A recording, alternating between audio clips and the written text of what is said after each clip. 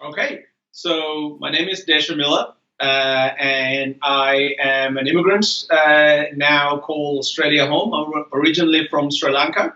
I moved here as a teenager in 2000. Came here to study filmmaking. It took me roughly about 16 years before I made my first film. That's generally the immigrant experience. Um, I started running events yeah, in 2005.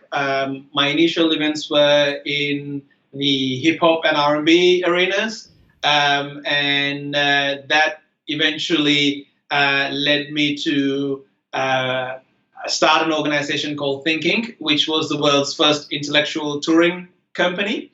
And that was I came up with the concept in 2010. First event was in 2011. That didn't go to plan. It was perceived to be massively successful, but financially from the back end, it was not. And then I restarted the concept. I changed around the concept a little and then relaunched it in 2013. And in 2014, it took off. And then last year, I sold my company and set up This is 42.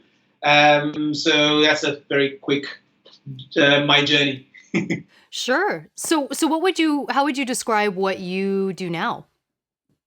So this is 42. I mean, the idea is again, I'm trying to create something that doesn't necessarily exist. I'm trying to create the world's first intellectual lifestyle brand. It's not a thing. It's just a sort of an idea in my head.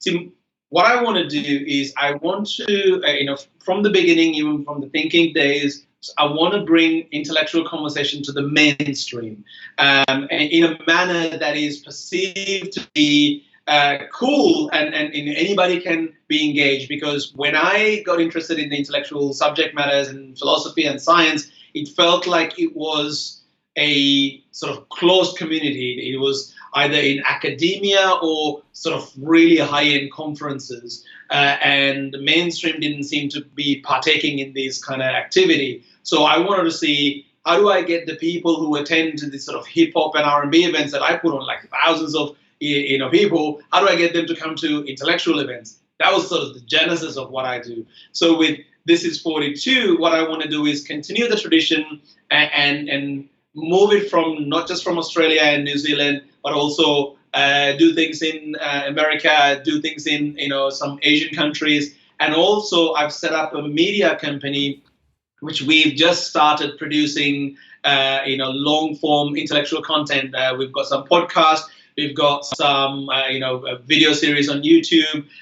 We are working on another feature film, and there's just a couple of things we're doing. So it's a bit different to thinking. I like to consider it as the evolution of what I originally started.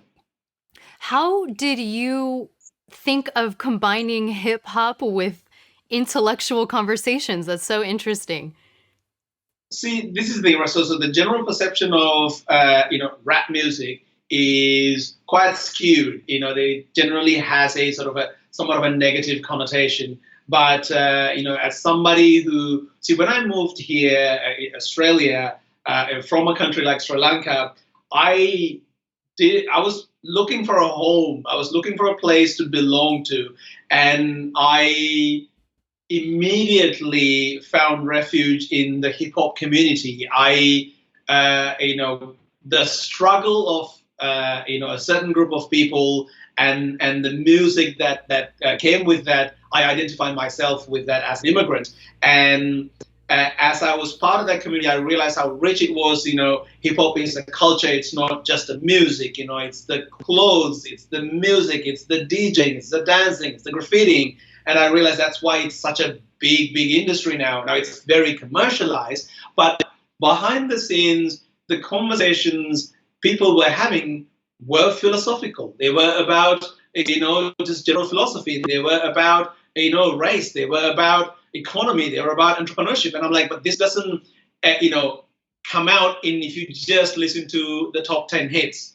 So I was part of that sort of environment, but that group of people didn't go to academic events. And I had a personal journey where I went through a sort of a, trying to understand where do I fit in with regards to religion, because I was born into a Buddhist family. I call myself a Buddhist most of my life. And then I went through a journey where, I became a born again Christian. And then I, left that. Then I read the Quran inside out.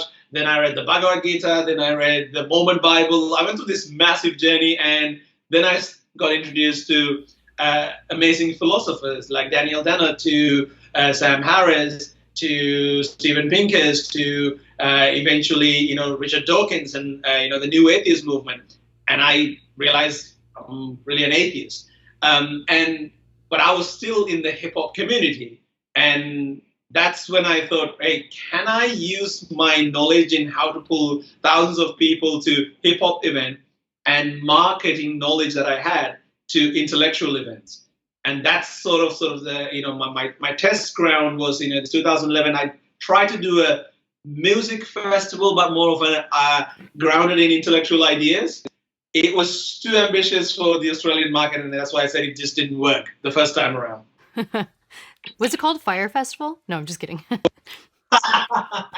The bane of my existence. People bring it up. When that documentary came out, the sheer number of people messaged me and emailed saying, yo, you've got to see this thing. I'm like, I know. When it was happening as an event organizer, before the documentaries, when they first announced, I was like, people can see through this, right? Like, this is not going to happen the way we saw it, but, rest is history.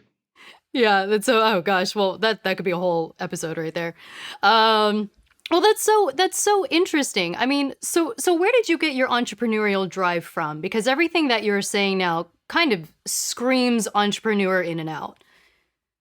Survival. I moved here,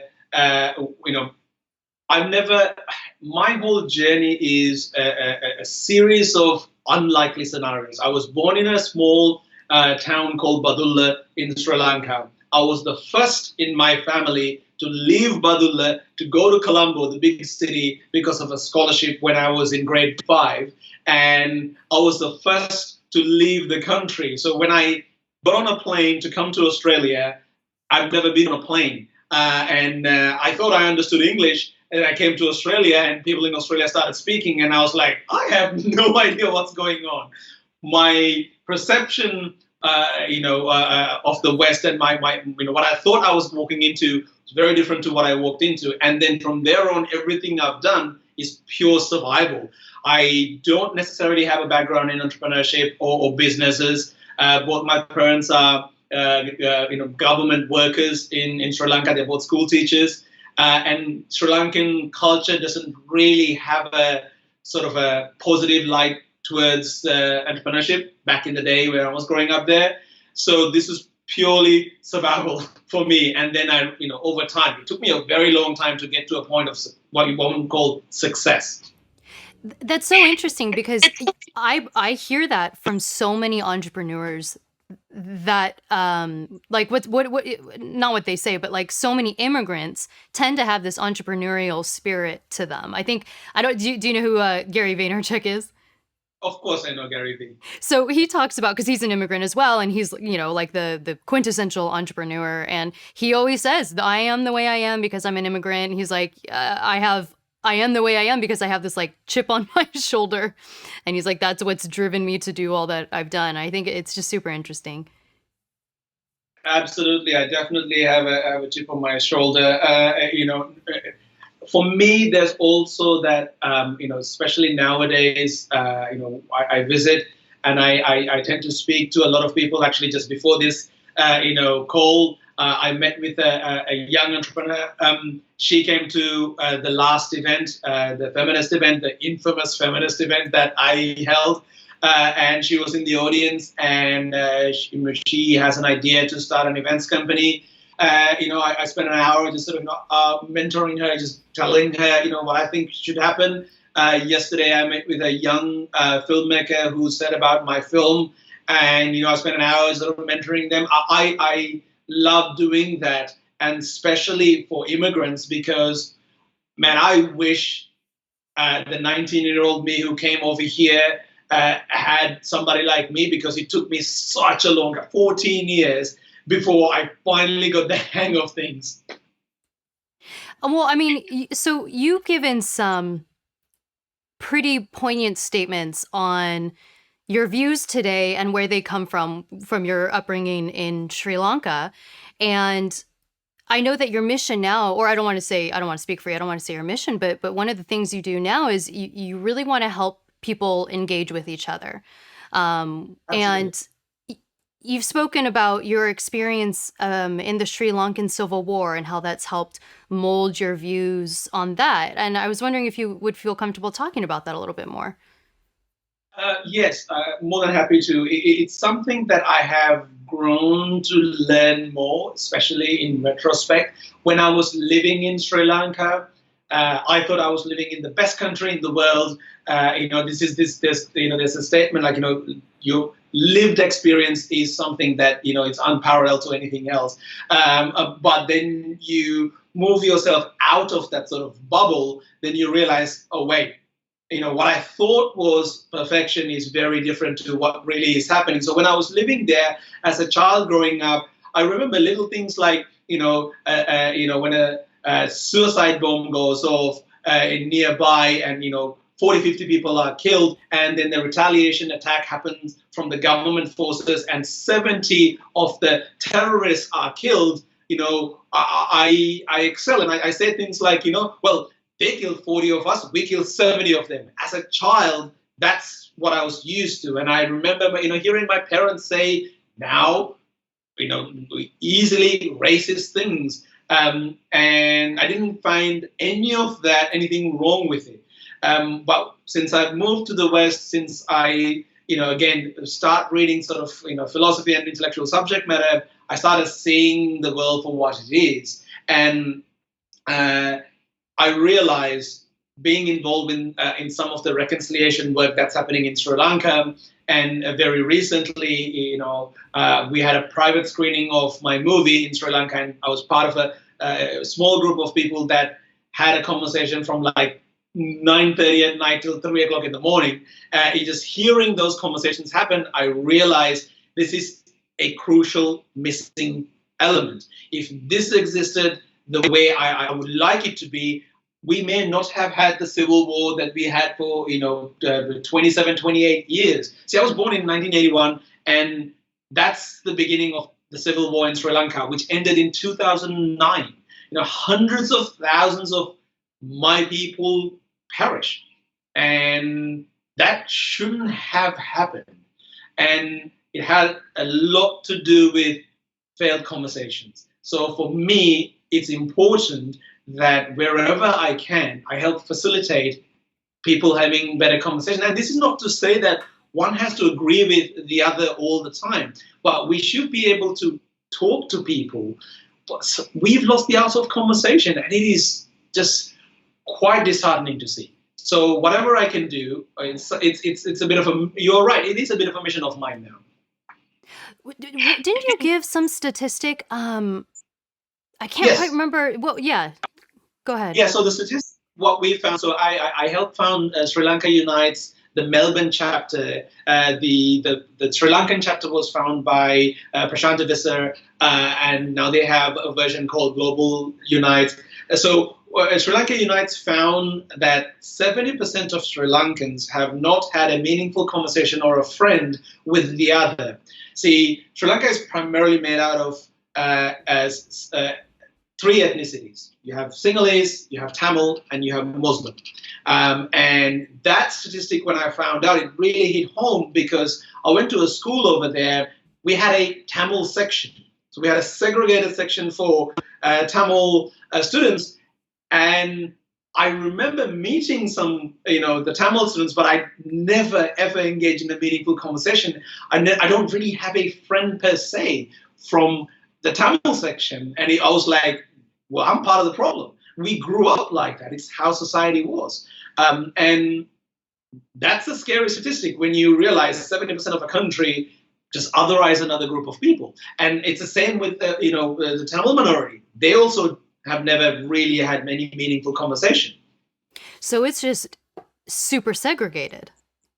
Well, the country is not segregated in a traditional manner. Like there are no sort of Tamil sections. Like it's not like that. But in day-to-day activities, people go to stores owned by Muslim people or Tamil people, but it's very transactional. There aren't deep friendships or things like that, and it's very transactional. That's not to say no one was doing it, but large majority of it was not happening. I'll give you it's anecdotal, but here's an example. So one of the things Sri Lanka Unites did was we had this a conference. It's a 5-day conference, and we invited youth leaders, so students 16, 17 years old. They are prefects of their schools from all around Sri Lanka, from different ethnicities. And they came in buses to this one place called Jaffna, which is the conference that I was part of. Future Leaders Conference was the name of the project. So they came in buses from different parts of Sri Lanka. When they came in, what we did, we mixed them up, and then we more or less forced them to stay and live with the other.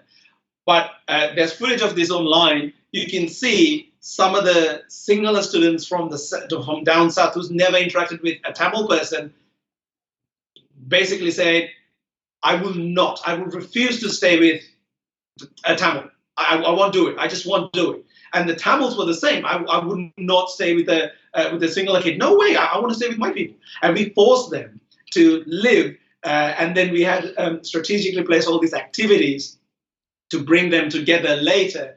You can see after 5 days, friendships were formed.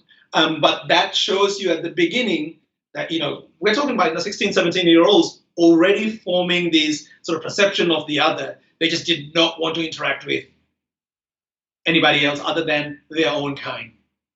That's so interesting because, I think it's easy for me to say this because I've always grown up in America and especially Southern California where it is very diverse.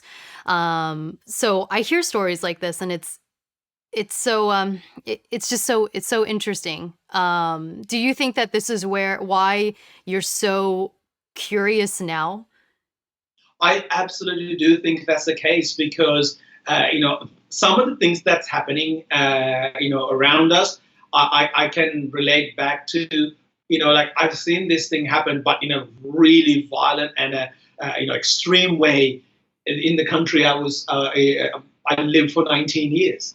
And, when I see the incident that happened with the feminist event, which your users, and viewers are probably aware of, what happened there was a failure of conversation. And what led to that event, and what led to Islam and the Future of Tolerance is this curiosity. How do we have better conversations? How do we have difficult conversations without losing our humanity? And that was the purpose. It stems from where I come from. Hey everyone, thanks so much for watching the episode. If you're interested in contributing to the conversation and supporting the show, there's 2 easy things you can do. 1, click subscribe, and 2, visit our Patreon page where you get exclusive access to the Exploring Minds community.